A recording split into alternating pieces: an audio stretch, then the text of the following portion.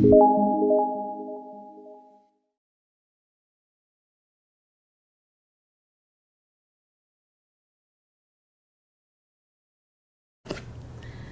morning. This morning we will look at the first of the Beatitudes. Blessed are the poor in spirit, for theirs is the kingdom of heaven. Jesus is not speaking of being poor as far as this world's goods are concerned. He is talking about a spiritual poverty. I recall years ago as a kid in our corps back in Welland, Ontario, my dad was the corps sergeant major, and often he would lead the chorus. Without him, I can do nothing. Without him, I'm sure to fail.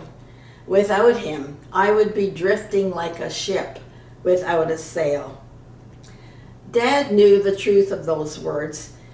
He was in a hotel one night drinking with his buddy, and an army officer came by with the war cry, began talking with him, and he led my dad to the Lord, and he became wonderfully saved. He knew the truth of those words, for he had proved them. The psalmist declares in 51 and verse 17, "The sacrifice you desire is a broken spirit. You will not reject a broken and repentant heart, O God. It is only a great God who does for his children what they cannot do for themselves." In Luke 18 and verse 10, Jesus told a parable that emphasizes this beatitude. And I'm reading from the Living Bible. Two men went to the temple to pray. One was a proud, self-righteous Pharisee, and the other was a cheating tax collector. The proud Pharisee prayed this prayer: "Thank God I'm not a sinner like everyone else, especially like that tax collector over there. For I never cheat, I don't commit adultery, I go without food twice a week, and I give God a tenth of everything I earn." But the corrupt tax collector stood at a distance and did not even lift his eyes to heaven as he prayed, but beat upon his chest in sorrow, exclaiming, "God, be merciful to me, a sinner."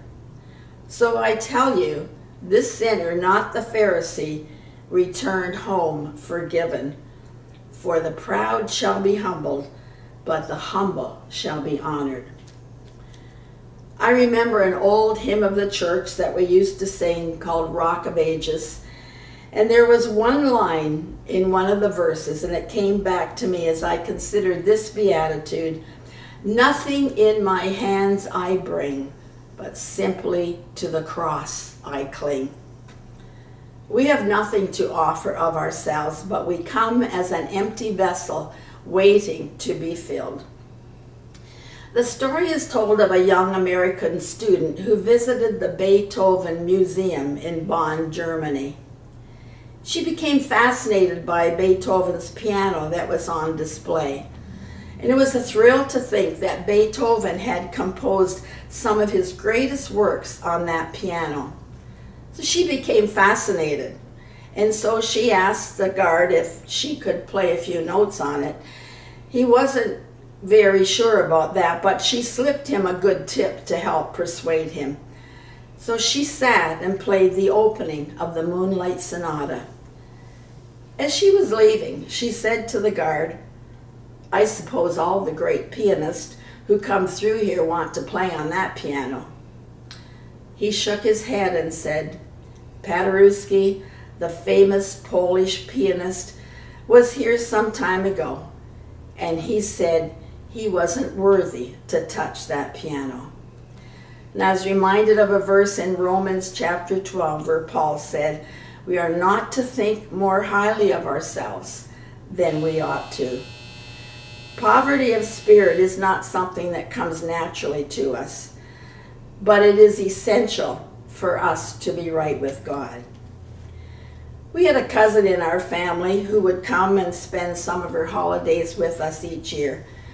Her name was Muriel, and there were a lot of things that Muriel could not do because she was developmentally challenged. She was getting ready one morning to putting on her shoes, She was trying to tie them, and she was having difficulty. And our youngest son saw her and went over and tried to help her. But quickly she said, I can do this myself. I remember just waiting and watching this, and after a few moments of struggle, she could not. And I heard her say, Cousin David, will you come and help me, please? She realized that she needed help.